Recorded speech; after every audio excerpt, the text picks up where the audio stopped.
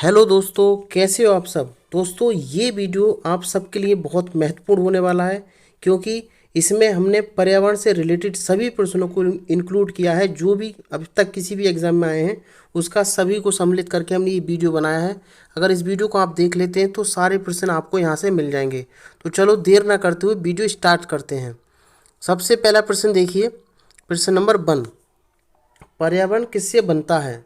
तो देखिए, पहला ऑप्शन है जैविक घटकों से, दूसरा भूआकृतिक घटकों से, तीसरा है अजैविक घटकों से और चौथा पॉइंट है उपर्युक्त सभी से।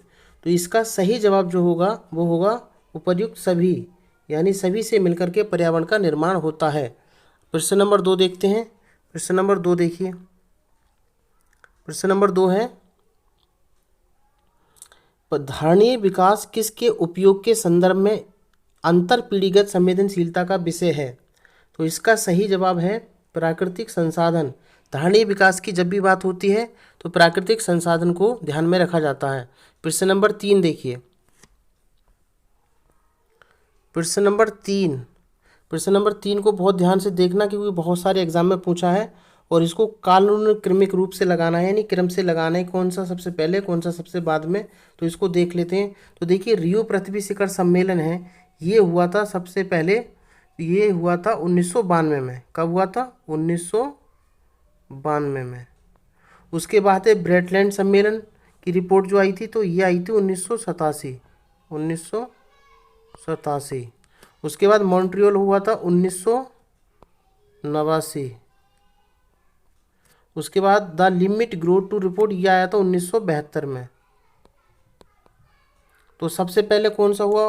तो ये बना हमारा, और 4, फिर 2, 3 और 1। तो ऑप्शन देख लेते हैं कौन सा सही बैठेगा इसमें। तो ये ऑप्शन बी सही बनता है इसमें। ऑप्शन बी है 4, फिर 2, फिर 3 और फिर 1, यानी ऑप्शन बी सही है। अगला प्रश्न देखते हैं। अगला प्रश्न है निम्नलिखित पर विचार कीजिए। प्रकाश संश्लेषण दे रखा, शोषण दे रखा है, जैव पदार्थों का अपक्षय दे रखा, ज्वालामुखी क्रियाएं। तो ये पूछ रहा है उपयुक्त में कौन सी क्रियाएं पृथ्वी के कारण चक्र में कार्बन डाइऑक्साइड जोड़ती है। पृथ्वी के कार्बन चक्र में, यहाँ कारण की जगह कार्बन है, कार्बन चक्र में कार्बन डाइऑक्साइड जोड़ती है। तो देखिए, शोषण के द्वारा कार्बन डाइऑक्साइड निकलती है, जैव पदार्थों का अपक्षय होता है तो कार्बन डाइऑक्साइड निकलती है, ज्वालामुखी क्रियाएं होती है तो निकलती है, लेकिन प्रकाश संश्लेषण में कार्बन डाइऑक्साइड नहीं निकलती। तो ऑप्शन हो जाएगा 2, 3, 4। 2, 3, 4 देखिए ऑप्शन में कौन सा सही है। तो ऑप्शन सी सही है, ऑप्शन सी इसका सही होगा, 2, 3, 4। अगला प्रश्न देख लेते हैं। प्रश्न नंबर 5, वायु एक यौगिक है, तत्व है, मिश्रण है, विद्युत अपघट्य है। तो सही जवाब होगा इसका मिश्रण है। अगला प्रश्न देखते हैं, प्रश्न नंबर 6। प्रश्न नंबर 6, प्रश्न नंबर 6 है पृथ्वी शिखर सम्मेलन का आयोजन किया गया था। कहाँ हुआ था? काहिरा में, रियो में, डरबन में, क्योटा में। तो इसका सही जवाब है रियो में, यानी रियो डी जनेरियो जो कि ब्राज़ील का एक शहर है, वहाँ पे ये सम्मेलन हुआ था। अगला प्रश्न देखते हैं, प्रश्न नंबर 7। देखिए, फिर प्रश्न घुमा करके पूछा है, सेम टू सेम प्रश्न है। पहला शिखर सम्मेलन कहाँ हुआ था? तो ये अभी ऊपर ही दिखा है हमने। इसका सही जवाब होगा option C, Rio de Janeiro में। प्रश्न नंबर 8, भारत में पर्यावरण संरक्षण अधिनियम, पर्यावरण संरक्षण अधिनियम पारित हुआ कब हुआ था? तो देखिए 1986, इसका सही जवाब है ऑप्शन बी। अगला प्रश्न देखिए, प्रश्न नंबर 9। प्रश्न नंबर 9 देखिए, इको मार्क उन भारतीय उत्पादों को दिया जाता है जो शुद्ध मिलावट रहित हों, प्रोटीन समृद्ध हों, पर्यावरण के। तो देखिए इको मार्क, यहाँ पर देखो इको से निकलेंगे इकोलॉजी, तो इसलिए पर्यावरण के मैत्रीपूर्ण जो होते हैं उन उत्पादों के लिए इको मार्क दिया जाता है। ऑप्शन सी सही जवाब होगा इसका। प्रश्न नंबर 10 देख लीजिए। प्रश्न नंबर 10 है हरित विकास यानी ग्रीन डेवलपमेंट का लेखक है। तो इसका सही जवाब क्या होगा? इसका होगा W.A. एडम्स, ऑप्शन डी इसका सही जवाब है, हरित डेवलपमेंट का लेखक, ऑप्शन डी। अगला प्रश्न देखिए, प्रश्न नंबर 11, विश्व पर्यावरण दिवस मनाया जाता है तो ये कई बार पूछा गया है। ऑप्शन बी सही जवाब होगा, ऑप्शन बी यानी 5 जून। प्रश्न नंबर 12 देखिए, निम्नलिखित में कौन सा एक कृत्रिम पारितंत्र है? कृत्रिम पूछा है, तो देखिए तालाब है, खेत है, वन है, उपयुक्त में से कोई नहीं। तो जो खेत होता है वो ही क्या है हमारा कृत्रिम पारितंत्र, यानी ऑप्शन बी इसका सही जवाब है। प्रश्न नंबर 13 देखिए, प्रश्न नंबर 13, निम्नलिखित में से कौन सा एक विश्व का विशालतम पारिस्थितिकी तंत्र है? बहुत पूछा जाता है, तो याद रखेंगे उस कंडीशन में हमारा जवाब होगा समुद्र, ऑप्शन ए इसका सही जवाब होगा। प्रश्न नंबर 14 देखिए, भारत में पारिस्थितिकी असंतुलन को निम्नलिखित में से कौन सा एक प्रमुख कारण है? किसका? पारिस्थितिकी असंतुलन का। तो इसमें ऑप्शन है वनोन्मूलन, मरुस्थलीकरण, बाढ़ एवं अकाल, वर्षा की परिवर्तनीयता। तो सही जवाब क्या होगा पारिस्थितिकी असंतुलन का? तो इसका सही जवाब होगा ऑप्शन ए वनोन्मूलन, ऑप्शन ए इसका सही जवाब है। प्रश्न नंबर 15 देखिए, प्रश्न नंबर 15 है, खाद्य श्रृंखला यानी फूड चेन में मानव है क्या है? एक निर्माता है, केवल प्राथमिक उपभोक्ता है, केवल द्वितीय उपभोक्ता है, प्राथमिक और द्वितीय उपभोक्ता है। तो देखिए मानव जो होता है वो साग सब्जी भी खाता है, तो इसलिए प्राथमिक हो गया, और द्वितीय उपभोक्ता क्योंकि मांस भी खाता है, इसलिए ऑप्शन डी इसका सही जवाब होगा। ठीक है, प्राथमिक उपभोक्ता कौन होते हैं? जो केवल साग सब्जी खाते हैं यानी शाकाहारी होते हैं, और द्वितीयक जो मांस को भी खा लेते हैं। तो इसलिए मानव प्राथमिक द्वितीय उपभोक्ता हुआ, यानी ऑप्शन डी इसका सही जवाब होगा, ऑप्शन डी। प्रश्न नंबर 16, प्रश्न नंबर 16 में देखिए, पारिस्थितिक तंत्र के जैविक घटकों में कौन उत्पादक घटक है? तो गाय तो उत्पादक नहीं है, मोर बाघ नहीं है, हरे पौधे, ऑप्शन डी इसका सही जवाब है। प्रश्न नंबर 17 देखिए, प्रश्न नंबर 17, पारिस्थितिक तंत्र का प्रेरक बल है। प्रेरक बल क्या है? तो कार्बोहाइड्रेट, बायोमास, कार्बन, सौर ऊर्जा। तो प्रेरक बल किस पारिस्थितिक तंत्र में क्या होता है? सौर ऊर्जा के द्वारा। तो ऑप्शन डी इसका सही जवाब है। प्रश्न नंबर 18 देखेंगे, प्रश्न नंबर 18, किसी भी पारिस्थितिक तंत्र में ऊर्जा का पिरामिड होता है। किसी भी पारिस्थितिक तंत्र में हमेशा सीधा पूछा किसका ये देख लेना, ये है ऊर्जा का पूछा है, तो हमेशा सीधा, शायद सीधा, उल्टा, हमेशा उल्टा, उपयुक्त, सही। तो देखिए एक रूल पढ़ा था 10% का नियम। तो देखिए अगर ऊर्जा का हम जब भी बनाएंगे तो इस तरीके से बनता है, क्योंकि ऊर्जा हमेशा घटती है। ऊपर को देखेंगे तो ये ऊर्जा क्या हो रही है? ऊर्जा घट रही है। तो इसलिए इसका सही जवाब होगा हमेशा सीधा ही होगा ऊर्जा की जब भी बात होगी तो। ठीक है, क्योंकि ऊपर को ऊर्जा घटती है, क्योंकि यहाँ पे दूरी ये है और यहाँ पर इतनी हो गई है, तो ऊर्जा घटती है, इसलिए हमेशा सीधा बनता है ऊर्जा का पिरामिड। तो ऑप्शन ए इसका सही जवाब होगा। प्रश्न नंबर 19 देखिए, प्रश्न नंबर 19, दो भिन्न समुदायों के बीच का संक्रांति क्षेत्र कहलाता है। Ecotype, ecad, ecosphere, ecotone.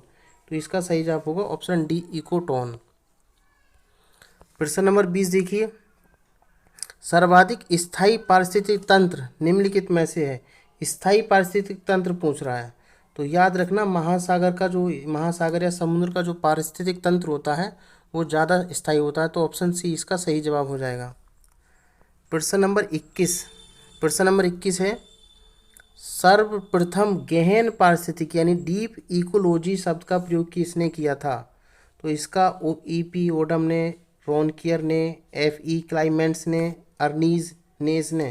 तो इसका सही जवाब होगा ऑप्शन डी अर्नीज नेस ने इसका डीप इकोलॉजी शब्द का प्रयोग किया था। प्रश्न नंबर 22 देखते हैं, प्रश्न नंबर 22 है, निम्नलिखित में कौन किसी जल निकाय की घनत्व की प्रवणता को दर्शाता है? घनत्व, देखिए घनत्व अगर थोड़ा साइंस भी पढ़ा तो घनत्व को हम शो करते हैं रो से। रो मतलब पी टाइप है, इसलिए याद रखना जब जल में निकाय घनत्व की बात हो तो पिक्नोक्लाइन से शो करते हैं, किससे? सी से। तो ऑप्शन सी इसका सही जवाब होगा। प्रश्न नंबर 23 देखिए, प्रश्न नंबर 23 है, निम्नलिखित में किसने सर्वप्रथम बायोडाइवर्सिटी शब्द का प्रयोग किया गया था? किसके द्वारा? तो C G Barrow, D Castri, Walter G Rosen, D R Betis. तो इसका सही जवाब होगा वाल्टर सी रोसेन, यानी ऑप्शन सी इसका सही जवाब है, ऑप्शन सी। अगला प्रश्न देखिए, सर्वाधिक जैव विविधता कहाँ पाई जाती है? तो याद रखेंगे उष्ण कटिबंधीय जो वर्षा वन होते हैं उसमें सर्वाधिक जैव विविधता होती है। ऑप्शन ए इसका सही जवाब है। प्रश्न नंबर 25, सर्वाधिक जैव विविधता पाई जाती है कहाँ पाई जाती है? शांत घाटी में, कश्मीर में, सुरमा घाटी में, फूलो घाटी में। तो याद रखेंगे शांत घाटी में सबसे ज़्यादा बायोडाइवर्सिटी मिलती है। तो ऑप्शन ए इसका सही जवाब होगा। अगला प्रश्न देखिए, प्रश्न नंबर 26, भारत में निम्नलिखित में कौन सा क्षेत्र जैव विविधता तप्त स्थल है यानी हॉट स्पॉट है? तो हॉट स्पॉट जो है वो है पश्चिमी घाट, वेस्टर्न घाट जिसको बोला जाता है। ऑप्शन सी इसका सही जवाब है। प्रश्न नंबर 27 देखिए, प्रश्न नंबर 27 में है निम्नलिखित में से कौन सा एक भारत का बायोडाइवर्सिटी हॉटस्पॉट नहीं है? जल्दबाजी मत करना, नहीं पूछा है। तो हिमालय, उत्तर का पूर्वी भारत, विंध्यन, पश्चिमी घाट। देखिए ये भी है, ये भी है और ये भी है, विंध्यन नहीं है। तो इसका सही जवाब होगा ऑप्शन सी। प्रश्न नंबर 28 देखिए, प्रश्न नंबर 28 है निम्नलिखित में कौन सी जैव विविधता संरक्षण के लिए महत्वपूर्ण रणनीति है? जैव मंडल रिजर्व, वानस्पतिक उद्यान, राष्ट्रीय पार्क, जंगली जंतु अभ्यारण्य। तो जो जैव मंडल रिजर्व होते हैं, बायोस्फीयर, ये ऑप्शन ए इसका सही जवाब होगा। प्रश्न नंबर 29, प्रश्न नंबर 29 है भारत में निम्न में कौन प्रवाल व्यंजन सर्वाधिक महत्वपूर्ण कारक है? किसका? प्रवाल व्यंजन का। तो देखिए शैवालों का खनन, प्रवाल सेलों का खनन, प्रवाल रोगों का फैलना, सागरी जल में अपसादों का जमाव, वैश्विक उष्मन। तो ये जो ग्लोबल वार्मिंग है ना, यानी ऑप्शन डी, ग्लोबल वार्मिंग के कारण प्रवाल व्यंजन होता है। तो ऑप्शन डी इसका सही जवाब होगा। प्रश्न नंबर 30 देखिए, प्रश्न नंबर 30 है रेड डेटा बुक का प्रकाशन किसके द्वारा होता है? कई बार सीटेट वगैरह एग्जाम में पूछा है, तो याद रखेंगे IUCN के द्वारा रेड डेटा बुक प्रदर्शित की जाती है। तो देखिए रेड डेटा बुक में क्या होता है, जो जंतु विलुप्त की कगार पर हैं, विलुप्त होने हो गए हैं, उनको रेड डेटा बुक में इंक्लूड किया जाता है। तो ऑप्शन बी इसका सही जवाब होगा। प्रश्न नंबर 31 देखिए, भारत में गिद्धों की तेजी से घटती जनसंख्या का मुख्य कारण क्या है? तो डिक्लोफिनेक दवा का अत्यधिक प्रयोग है, या फिर जानवरों की कम मृत्यु दर है, या जानवरों का अधिक मृत्यु दर, या स्वच्छता। तो ये याद रखेंगे, कई बार एग्जाम में पूछा है डिक्लोफिनेक जो मेडिसिन जो जानवरों को दी जाती है, तो उस दवा का प्रयोग के कारण गिद्धों की जनसंख्या घटती जा रही है। प्रश्न नंबर 32 देखिए, प्रश्न नंबर 32, रामसर सम्मेलन संबंधित है किससे? कई बार एग्जाम में आया ये, तो याद रखेंगे आर्द्र भूमि संरक्षण से, यानी ऑप्शन डी इसका सही जवाब है। प्रश्न नंबर 33 देखिए, प्रश्न नंबर 33 है विश्व आर्द्र भूमि दिवस कब मनाया जाता है? तो याद रखेंगे 2 फरवरी को मनाया जाता है। कितने को? 2 फरवरी को। ऑप्शन ए इसका सही जवाब होगा। प्रश्न नंबर 34 देखिए, निम्नलिखित राज्यों में किस राज्य भारत की सबसे बड़ी अंतर्देशीय लवणभूमि आर्द्र भूमि है? भारत की सबसे बड़ी, तो याद रखेंगे गुजरात। गुजरात राज्य में सबसे ज़्यादा आर्द्र भूमि है। तो ऑप्शन ए इसका सही जवाब होगा। प्रश्न नंबर 35 देखिए, भारत में जैव विविधता अधिनियम किस वर्ष पारित किया गया था? तो ये 2002। ऑप्शन बी इसका सही जवाब है। प्रश्न नंबर 36 देखिए, विश्व जैव विविधता दिवस मनाया जाता है, कई बार एग्जाम टेट वगैरह के एग्जाम में पूछा जाता है। तो ये होगा ऑप्शन बी 22 मई को। ऑप्शन बी इसका सही जवाब है। क्वेश्चन नंबर 37 देखिए, ग्रीन हाउस प्रभाव क्या है? तो देखिए गैसों के वायुमंडल में जमा होने के कारण जो पृथ्वी के वातावरण गर्म हो रहा है, पृथ्वी का जो टेम्परेचर बढ़ रहा है, इसी को क्या बोलते हैं हम? ग्रीन हाउस प्रभाव बोलते हैं। तो ऑप्शन ए इसका सही जवाब है। अगला प्रश्न देखिए, प्रश्न नंबर 38, ग्रीन हाउस गैसों की संकल्पना की थी, किसने की थी? सी पार्क ने, JN जेफर्स ने, जोसेफ फोरियर ने, L जावलर ने। तो जोसेफ फोरियर, ऑप्शन सी इसका सही जवाब होगा, जिसने ग्रीन हाउस गैसों को बताया था सबसे पहले। प्रश्न नंबर 38 के बाद 39 देखिए, पर्यावरण में ग्रीन हाउस प्रभाव में वृद्धि होती है, किसके कारण होती है ग्रीन हाउस प्रभाव में वृद्धि? तो कार्बन मोनोऑक्साइड के कारण, कार्बन डाइऑक्साइड के कारण, ऑक्सीजन के कारण। तो ये तो बिल्कुल गलत है। तो ऑप्शन बी बचेगा। इसमें ऑप्शन बी है, कार्बन डाइऑक्साइड के कारण जो होती है ग्रीन हाउस प्रभाव में वृद्धि होती है। प्रश्न नंबर 40 देखते हैं। प्रश्न नंबर 40 है, निम्नलिखित में कौन सा गैस समूह ग्रीन हाउस प्रभाव में योगदान देता है, यानी कौन सा। तो देखिए अमोनिया और ओजोन बिल्कुल गलत। Carbon dioxide, sulphur dioxide, carbon dioxide तो होती है लेकिन सल्फर डाइऑक्साइड नहीं होती, इसलिए ये भी गलत। कार्बन टेट्राक्लोराइड, नाइट्रस ऑक्साइड, ये भी गलत। तो सही जवाब होगा कार्बन डाइऑक्साइड और मीथेन के कारण ग्लोबल जो ग्रीन हाउस प्रभाव है वो ज़्यादा होता है। प्रश्न नंबर 41 देखिए। प्रश्न नंबर 41 है, निम्नलिखित में कौन सा एक वैश्विक ऊष्मन के लिए उत्तरदायी नहीं है, नहीं पूछा है। तो मीथेन है, जल वाष्प है, आर्गन है, कार्बन डाइऑक्साइड। देखो मीथेन से भी होता है, जल वाष्प से भी होता है आर्गन, कार्बन डाइऑक्साइड से भी होता है, बचता है आर्गन। आर्गन इसका सही जवाब होगा ऑप्शन सी। ठीक है, जल वाष्प के कन्फ्यूज मत होना, सबसे ज़्यादा 60% तो इसी से होता है लगभग। ठीक है, तो ऑप्शन सी इसका सही जवाब होगा। अगला प्रश्न देखते हैं, प्रश्न नंबर 42। निम्नलिखित में से कौन हरित गृह गैस नहीं है। तो देखिए कार्बन डाइऑक्साइड भी है, सल्फर डाइऑक्साइड, मीथेन, उपयुक्त सभी। कार्बन डाइऑक्साइड, सल्फर डाइऑक्साइड, तो कार्बन डाइऑक्साइड तो है, मीथेन भी है, सल्फर डाइऑक्साइड गैस जो होती है ये हरित गैस नहीं है। तो ऑप्शन बी इसका सही जवाब होगा, ऑप्शन बी। उसके बाद प्रश्न नंबर 43। प्रश्न नंबर 43 में क्या है, जलवायु परिवर्तन, जलवायु परिवर्तन का कारण क्या है। तो देखिए जलवायु ग्रीन हाउस गैसें, ओजोन परत का क्षरण, प्रदूषण, उपयुक्त सभी। तो जलवायु परिवर्तन में तो वही सारी मैटर हैं, तो ऑप्शन डी इसका सही हो जाएगा, ऑप्शन डी। प्रश्न नंबर 44 देखिए। प्रश्न नंबर 44 है, निम्नलिखित गैसों में से कौन सी गैस धरती पर जीवन के लिए हानिकारक और लाभदायक दोनों, यानी हानिकारक भी है और लाभदायक भी है। तो याद रखेंगे, ऑक्सीजन तो लाभदायक है, का ozone, nitrogen. Carbon dioxide gas एक ऐसी है जो हानि भी है और लाभदायक। लाभदायक इसलिए क्योंकि प्रकाश संश्लेषण में भाग लेती है, और हानिकारक इसलिए है क्योंकि ज़्यादा हो जाती है तो इससे ग्लोबल वार्मिंग होता है, इसलिए दोनों काम करती है। ऑप्शन डी इसका सही जवाब होगा।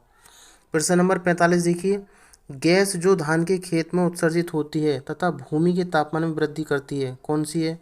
तो वह है मीथेन गैस, ये बहुत ज़्यादा निकलती है धान के खेत से। तो ऑप्शन डी इसका सही जवाब होगा।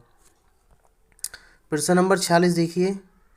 प्रश्न नंबर 46 है, निम्नलिखित में विचार की, धान का खेत, कोयले का खनन, पालतू पशु और आर्द्रभूमि, उपयुक्त में कौन सी ग्रीन हाउस गैस मीथेन के स्रोत हैं। तो अभी देखिए ऊपर पढ़ा हमने, धान के खेत से तो निकलती है, कोयले के खनन से भी निकलती है, पालतू पशु जुगाली करते हैं तो उससे भी निकलती है, और आर्द्रभूमि से भी निकलती है। तो ऑप्शन हो जाएगा इसका डी सही जवाब। 1 2 3 4 चारों से ही हैं सोर्स, तो ऑप्शन डी इसका सही जवाब होगा। प्रश्न नंबर 47 देखिए, कई बार एग्जाम में पूछा है, पुराना एक क्वेश्चन तो है लेकिन कई बार पूछा है टीसीएस में। तो जलवायु परिवर्तन में संयुक्त राष्ट्र सम्मेलन COP21 आयोजित हुआ था, याद रखना ये बहुत इंपॉर्टेंट है। COP21 तो पेरिस में हुआ था, ऑप्शन 20 का सही जवाब है। प्रश्न नंबर 48 देखिए। प्रश्न नंबर 48 है, क्योटो प्रोटोकॉल किससे संबंधित है। तो याद रखेंगे जलवायु परिवर्तन से है, जलवायु परिवर्तन से संबंधित है क्योटो प्रोटोकॉल, ऑप्शन हो जाएगा बी। अगला प्रश्न देखिए, प्रश्न नंबर 50। प्रश्न नंबर 50 में कह रहा है, निम्नलिखित में कौन सा सही सुमेलित नहीं है। तो कार्टेजेना बायोसेफ्टी से बिल्कुल सही है, स्टॉक सम्मेलन अनवरत जैविक प्रदूषक से बिल्कुल सही है, मॉन्ट्रियल ओजोन परत से, क्योटो प्रोटोकॉल जल संरक्षण से नहीं है। ये जो है जलवायु परिवर्तन से संबंधित, ऑप्शन डी इसका गलत है, तो यही सही जवाब होगा क्योंकि सुमेलित नहीं पूछा है, तो ऑप्शन डी इसका सही जवाब है। प्रश्न नंबर 51 देखिए, कार्टेजेना प्रोटोकॉल का संबंध है, पहला ही ऑप्शन देखिए जैव सुरक्षा से संबंधित है कार्टेजेना प्रोटोकॉल, ऑप्शन ए इसका सही होगा। प्रश्न नंबर 52, कार्बन क्रेडिट की दृष्टिकोण से किस से शुरू हुआ। तो कार्बन क्रेडिट जो शुरू हुआ था ये हुआ था क्योटो प्रोटोकॉल से, यानी ऑप्शन ए इसका सही जवाब होगा। ओजोन परत अवस्थित है, कई बार एग्जाम में पूछा जाता है, क्षोभ मंडल में, समताप मंडल में, मध्य मंडल में, आयन मंडल में। तो याद रखेंगे समताप मंडल में ओजोन परत उपस्थित होती है जो कि सूर्य से आने वाली पराबैंगनी किरणों को रोकती है। तो ऑप्शन हो गया बी इसका सही। प्रश्न नंबर 54 देखिए।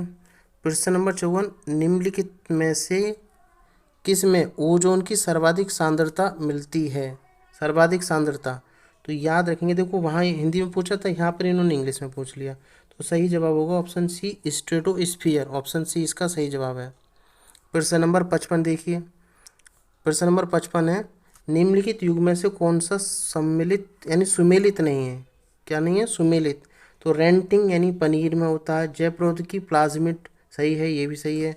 गोल्डन चावल में विटामिन ए होता है, ये भी सही है। ओजोन परत ट्रोपोस्फियर में नहीं, स्ट्रेटोस्फियर में होती है। कहाँ होती है? स्ट्रेटोस्फियर में। तो इसका ये ही गलत है, तो ऑप्शन डी इसका सही जवाब हो जाएगा। प्रश्न नंबर 56 देखिए। प्रश्न नंबर 56 है, वायुमंडल की सबसे निचली परत कौन सी है? तो देखिए सबसे निचली परत होती है क्षोभ मंडल, क्योंकि क्षोभ मंडल होता है, फिर समताप मंडल होता है। ठीक है, इस तरीके से सबसे निचली परत क्षोभ मंडल है। प्रश्न नंबर 57 देखिए। ओजोन छिद्र का कारण है, कई बार एग्जाम में पूछा जाता है। Acetylene, ethylene, chlorofluorocarbon, methane. तो ऑप्शन सी इसका सही जवाब होगा। क्लोरोफ्लोरोकार्बन के कारण ही आज ओजोन क्षेत्र में जो छिद्र है वो बड़ा होता जा रहा है। तो ऑप्शन सी इसका सही जवाब। प्रश्न नंबर 58 देखिए। मॉन्ट्रियल प्रोटोकॉल निम्न में से किससे संबंधित है? अभी ऊपर आया था, तो इसका सही जवाब होगा ओजोन परत से। ऑप्शन सी इसका सही जवाब है। प्रश्न नंबर 59, विश्व ओजोन दिवस कब मनाया जाता है? कई बार एग्जाम में पूछा जाता है, तो याद रखेंगे 16 सितंबर को मनाया जाता है विश्व ओजोन दिवस। प्रश्न नंबर 60, पेड़ पौधे जंतुओं की सर्वाधिक विविधता विशेषता है, ये पूछा जाता है। तो शीतोष्ण कटिबंधीय पर्णपाती वन, उष्ण कटिबंधीय सवाना, शीतोष्ण। तो उष्ण कटिबंधीय जो आर्द्र वन है, ऑप्शन बी इसका सही जवाब होगा। प्रश्न नंबर 61 देखिए। वन ह्रास का मुख्य कारण है, वन ह्रास यानी वनों में क्यों कमी आ रही है? मुख्य कारण पूछ रहा है, जब भी मुख्य पूछे तो सतर्क हो जाना चाहिए आदमी को। तो देखिए सड़कों का विकास, नदी घाटी परियोजनाएं, औद्योगिक विकास, कृषि विकास, वैसे इन सब के कारण वन ह्रास हो रहा है, लेकिन मुख्य पूछा है इसलिए हम लगाएंगे ऑप्शन सी औद्योगिक विकास। ऑप्शन सी इसका सही जवाब है। प्रश्न नंबर 62 देखिए। भारत में उपयुक्त पारिस्थितिक संतुलन बनाए रखने के लिए वनाच्छेदन हेतु न्यूनतम भूमि क्षेत्र कितना होना चाहिए? तो 33% यानी ऑप्शन बी इसका सही जवाब होगा। प्रश्न नंबर 63 होगा, भारत में वन्य जीव संरक्षण अधिनियम किस वर्ष लागू हुआ था? वन क्या पूछा है इसने? वन्य जीव संरक्षण। तो वन्य जीव संरक्षण जो हुआ था वो हुआ था 1972 यानी ऑप्शन ए। कंफ्यूज मत हो जाना, वन्य जीव संरक्षण पूछा तो इसने 1972। पर्यावरण संरक्षण पूछता, क्या पूछता? पर्यावरण संरक्षण, तब हम लगाते 1986। तो यहाँ कन्फ्यूज़न दूर कर लें अपना। ठीक है, प्रश्न नंबर हो गया इस 63 का ऑप्शन ए। अगला प्रश्न देखिए। प्रश्न नंबर है 64। 64 का प्रश्न नंबर 64 को देखो कालानुक्रम क्रम में लगाना है अभी। तो वन्य जीव संरक्षण जो आया था ये आया था 1972 में। कब आया था? 1972। और जैव विविधता अधिनियम कब आया था? जैव विविधता आया था 2002 में। और प्रोजेक्ट टाइगर कब आया था? 1973 में। और प्रोजेक्ट हाथी कब आया था? तो ये आया था 1992 में। तो कानून सबसे पहले क्या आया?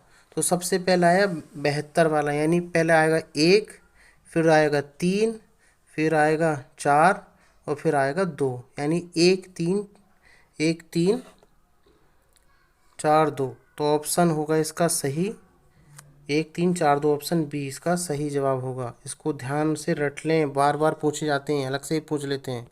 अगला प्रश्न देखिए। प्रश्न नंबर 65, वन अनुसंधान संस्थान स्थापित है, कहाँ पर है? तो ये है देहरादून में। ऑप्शन डी इसका सही जवाब होगा। प्रश्न नंबर 66, थोड़ा जल्दी करते हैं क्योंकि काफ़ी क्वेश्चन हैं अभी बचे हुए, तो इसको थोड़ा जल्दी निपटाते हैं। चिपको आंदोलन मूल रूप से किसके विरुद्ध था? तो ये था वन कटाई के विरुद्ध। ऑप्शन सी इसका सही जवाब होगा। प्रश्न नंबर 67। प्रश्न नंबर 67 है, निम्नलिखित में से कौन सा एक वन्य प्राणियों के विलुप्तीकरण का प्रमुख कारण नहीं है। पूछ रहा है प्रमुख कारण नहीं है। प्राकृतिक आवास का नष्ट होना, जंगलों में आग लगा देना, वन्य प्राणियों का अवैध वाणिज्य व्यापार, जनसंख्या में तीव्र वृद्धि। वैसे तो सभी हैं, लेकिन प्रमुख कारण में ऑप्शन डी यानी जनसंख्या में तीव्र वृद्धि का कारण प्रमुख नहीं है, तो ऑप्शन डी इसका सही जवाब होगा। प्रश्न नंबर 68 देखिए, WWF यानी वर्ल्ड वाइल्ड लाइफ फंड का प्रतीक कौन है। तो ये सभी को मालूम होगा, ज्वाइंट पांडा। ऑप्शन बी इसका सही जवाब है। अगला प्रश्न देखिए, प्रश्न नंबर 69, प्रोजेक्ट टाइगर प्रारंभ हुआ था। तो 1973 यानी बी, ऑप्शन बी इसका सही है। प्रश्न नंबर 70 देखिए, कान्हा राष्ट्रीय उद्यान प्रसिद्ध है किसके लिए। तो ये सभी को मालूम होगा, बाघों के लिए। ऑप्शन डी इसका सही जवाब है।